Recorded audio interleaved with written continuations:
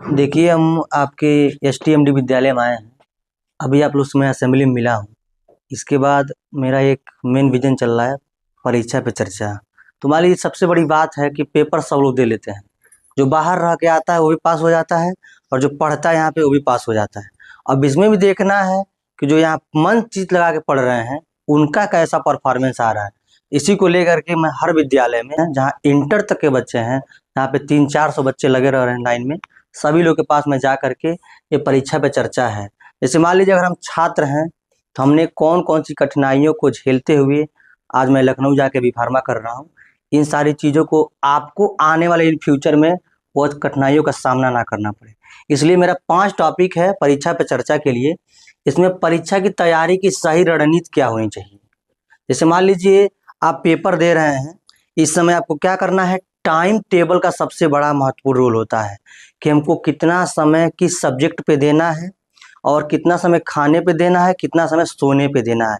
ये सबसे महत्वपूर्ण भूमिका इसमें निभाता है। इसके बाद सिलेबस जो है उसका सही विभाजन करना चाहिए। जैसे मान लीजिए, आपको कोई सब्जेक्ट होता है खूब अच्छे से आता है, और कोई सब्जेक्ट है कि आपको थोड़ा वीक मतलब कमजोर है। इसको आपको सिलेबस के अनुसार उसको बांट लेना चाहिए। जो सबसे हार्ड सब्जेक्ट है उसको सुबह में पढ़िए आप लोग। यानी कि सुबह क्या होता है, जो हमारा माइंड होता है रिलैक्स होता है, और सुबह थोड़ा ठंडी ठंडी हवा भी चलती है, पढ़ने में अच्छा भी लगता है। अगर वही हार्ड सब्जेक्ट को आप अगर शाम को ले लेते हैं तो आपको वैसे तो बोरिंग फील होगा, कि क्योंकि नींद आएगा खाना खाने के बाद। इसलिए जो आपका सबसे कठिन सब्जेक्ट है उसको सुबह लीजिए, और जो सबसे आसान सब्जेक्ट है उसको रात को पढ़िए। फिर इसके साथ दूसरा है परीक्षा के दौरान समय प्रबंधन। ये सबसे महत्वपूर्ण भूमिका निभाता है। जैसे मान लीजिए, पेपर हमको आज देने जाना है, 3 घंटा का पेपर होता है, और 15 मिनट हमको पेपर पढ़ने के लिए, उसको लिखने और जो भी चीज़ें उसको भरने के लिए मिलता है। ये सबसे महत्वपूर्ण भूमिका निभाता है। आप लोग को 20 नंबर का आता है, एमसीक्यू क्वेश्चन आता है 20 नंबर का। उसमें क्या करना है, वो 20 नंबर का जो है आपको एग्जैक्ट टाइम उस पर कम समय देना है। जैसे मान लीजिए, अगर आप वो मल्टीपल चॉइस क्वेश्चन है, बहुविकल्पी क्वेश्चन है, उसमें आपको क्या करना है, ज़्यादा लिखना तो है नहीं, कौन सा क्वेश्चन का कौन सा आंसर सही है, बस उसको उस OMR सीट पे गोला लगाना रहता है। और इसके साथ साथ आपको उसके बाद आता है दीर्घ उत्तरीय प्रश्न आता है, और अति लघु उत्तरीय प्रश्न आता है। तो अति लघु उत्तरीय में आपको टाइम मैनेजमेंट कर लेना है कि हमको कौन से क्वेश्चन पे कितना समय देना है। अभी नहीं कि एक क्वेश्चन हमको खूब अच्छे से आ रहा है, उसी पे मैं 2 घंटा दे दूं, अब बाकी पीछे क्वेश्चन छूट जाए। इसलिए समय प्रबंधन बहुत महत्वपूर्ण भूमिका निभाता है। अब तीसरा क्या है, मानसिक तनाव और डर से कैसे निपटें। बहुत लोगों के मन में होता है कि आज मेरा पेपर है, पता नहीं मेरे साथ क्या होगा क्या नहीं होगा। इन सारी चीज को बहुत दूर फेंक देना है, क्योंकि अगर आप यहीं से पहले ही डर के जाएंगे पेपर देने, चाहे डर के जाएंगे पेपर देने आप लोग, तो मन में होगा तो आपका पेपर उसमें क्या होगा, डिस्टर्ब हो सकते हैं, पेपर आपका खराब जा सकता है। इसलिए मानसिक तनाव को एकदम भूल जाना है। आपको यह कहना है कि मैं कर सकता हूँ, मैं कर सकती हूँ। अगर ऐसा सोच के जाएंगे, ऐसा थॉट लेकर जाएंगे, तो आपका पेपर बेस्ट जाएगा, और आप उधर से हैप्पी होकर आएंगे। अगर यह सोच के जाएंगे कि मेरा पेपर खराब होगा, मैं डर जाऊंगा, तो आपका पेपर वैसे ही खराब होने वाला है। फिर इसके बाद क्या है, उत्तर लिखने की कला है, चौथा जो है। इसमें क्या है, आपको सबसे बड़ा हैंड राइटिंग का जो है महत्वपूर्ण भूमिका निभाता है। हाई स्कूल के बोर्ड में, और यूपी बोर्ड जो चल रहा है इंटर और हाई स्कूल का, इसमें क्या है कि आपको प्रॉपर, जैसे मान लीजिए अगर बहुविकल्पी क्वेश्चन, तो मान लीजिए आपको OMR शीट पे करना है, उसके बाद से आता है आपका दीर्घ उत्तरी क्वेश्चन और अति लघु उत्तरी क्वेश्चन।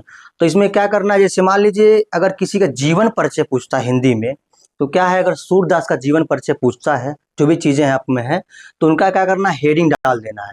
उसके बाद उनके मुख्य मुख्य जो बातें हैं, कम से कम 4-5 लाइन में एकदम बेटर देना है कि इनका जन्म कहाँ हुआ था, कब हुआ था, इनके माता पिता क्या नाम था। और इसमें इन सब चीजों को लिखने के बाद उसके नीचे आपको अंडरलाइन मार देना है। जो स्केच लेकर जाते हैं उसको नीचे जब अंडरलाइन मार देंगे, एग्जामिनर जब कॉपी को अगर उठाएगा चेक करने के लिए, तो देखेगा बच्चा इस सब क्वेश्चन का आंसर इसमें यह देना चाह रहा है, तो वो आपको हैप्पी हैप्पी होकर के अच्छा नंबर दे देगा। और इसके साथ साथ परीक्षा के बाद का दृष्टिकोण क्या होता है। जैसे मान लीजिए अब पेपर आप देकर आ गए, पूरा आपका 6 पेपर होगा हाई स्कूल में, तो पेपर आप देकर आ गए, उसके बाद क्या है कि आप घर पे आते हैं तो पूरे क्वेश्चन को कई बार मिलाते हैं कि मेरा एक क्वेश्चन में गलत हो गया, एक क्वेश्चन में गलत हो गया। तो ऐसा नहीं करना है। अगर मान लीजिए अपने कर्म के लिए जो आप लिख कर आए हैं उस पर छोड़ दीजिए, और आगे की अब क्या तैयारी है इसको सोचना है। जैसे मान लीजिए बहुत से लोग होते हैं, ये कहेंगे बाबू तुम्हारा क्वेश्चन है वो गलत हो गई, लो तो आपको मन में जाएगा तो डाउट होगा और डर बना रहेगा कि कहीं मैं फेल ना हो जाऊं, मेरा नंबर कम ना हो जाए।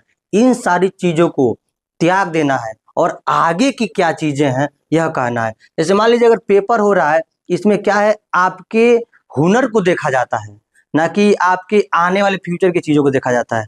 जैसे मान लीजिए आप हाई स्कूल में हैं, आप पेपर जब देंगे तो आपको वहीं के नॉलेज चेक किया जाता है कि बच्चा कितना पढ़ने में क्या है। आगे की रणनीति आप 11th में जब जाएंगे तो 11th से ही आपका भविष्य बनना है। आपको डॉक्टर बनना है, इंजीनियर बनना है, या टीचर बनना है, या क्या बनना है, वो आगे के निर्धारित करता है। तो आप लोग पूरा बेहतरीन तरीके से अपना 100% देने का काम करिए, क्योंकि अगर आप 100% देंगे उसमें मैं मानता हूँ 2-4% चूक हो सकती है, लेकिन अगर आप 100% देंगे ही नहीं तो अगर आप मन में ये ठान के जाइए कि मुझे पूरा 100 मार्क्स लाना है, अगर यह सोच के गए तो आपके अंदर ये हो सकता है 2-4 क्वेश्चन गलत होगा, लेकिन फिर भी आपका परसेंट कितना जाएगा, 90+ मतलब जाएगा आपका मेरिट। इसलिए आप लोग पूरे तन मन धन के साथ पढ़िए और सर का नाम रोशन करने के साथ साथ इस STMD विद्यालय का नाम रोशन करिए और इसके साथ साथ अपने माता पिता का नाम रोशन करिए। मैं तब यही मेरा परीक्षा पे चर्चा है, 5 टॉपिक है। अगर इससे रिलेटेड आपको कोई क्वेश्चन हो, क्वेरी हो, तो आप खड़ा होकर पूछ सकते हैं, कोई भी, चाहे इधर से बच्चियां चाहे इधर से बच्चे, कोई हो, एनीबॉडी, कोई खड़ा होइए। मैं आपको असेंबली में बताया है, अगर आप खड़े नहीं होंगे तो आपके अंदर का जो डर है वो दूर नहीं जाएगा। जिसको भी क्वेरी हो, किसी चीज से भी रिलेटेड, हाँ, क्वेश्चन करना हो, जैसे मान लीजिए अब हाई स्कूल के बाद हमको क्या करना चाहिए, तो पहले आप हाई स्कूल पे ध्यान दीजिए, उसके बाद भी मैं एक बार आऊँगा, आप लोग आइएगा, आपको बताऊँगा। इससे रिलेटेड, पढ़ाई से रिलेटेड कोई क्वेश्चन हो तो आप पूछ सकते हैं, कोई भी। इधर से जितने होनहार छात्र दिखाई दे रहे हैं, SST सब्जेक्ट को कैसे जो तैयार समाजी विषय आपका आता है, इसमें जानती हैं क्या है कि सबसे बड़ा अहम रोल क्या है, जो मानचित्र है उसको प्रॉपर तरीके से पूरे ढंग के साथ पढ़ के जाइए। जैसे मान लीजिए इतिहास होगा, इसमें भूगोल होगा, यही आता है ना, इन सारी चीजों को पूरे यूनिट चैप्टर वाइज पढ़िए, और इसमें जितना जो मानचित्र है और देश से कब किस सन में लड़ाई युद्ध हुआ था, कौन क्या हुआ था, जैसे फ्रांस की क्रांति है, ये सब चीजें हैं, इन सारी चीजों में एक महत्वपूर्ण भूमिका निभाता है उसमें जो सन होता है, और किसके किसके बीच में वह युद्ध लड़ा गया था और कब तक चला था।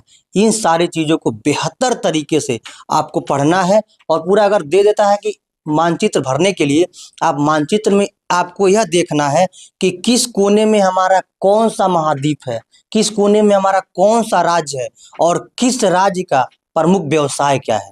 इन सारी चीजों को आपको पूरे गहनता पूर्वक देख के जाना है और पेपर आपका बेस्ट जाएगा। और कोई क्वेश्चन, और कोई क्वेश्चन नहीं, और कोई इधर पूछना है,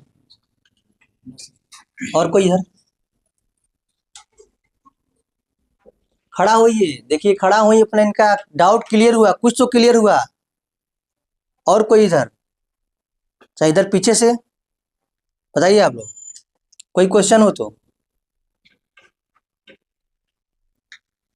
चलिए अच्छी बात है, इनके लिए ताली बजाइए। मान लीजिए एक क्वेश्चन ये खड़ा होकर पूछी, हमें जो आता था मैं उसको बताने का प्रयास किया, तो ऐसे ही अगर 4-5 लोग क्वेश्चन पूछ लेते हैं तो केवल उन्हीं लोग क्वेश्चन डाउट थोड़ी ना क्लियर होगा, आप लोग अभी क्लियर होगा। तो चलिए अच्छी बात है, मैं आपके उज्जवल भविष्य की कामना करता हूँ और आप अपने माता पिता का नाम रोशन करिए। थैंक यू, धन्यवाद।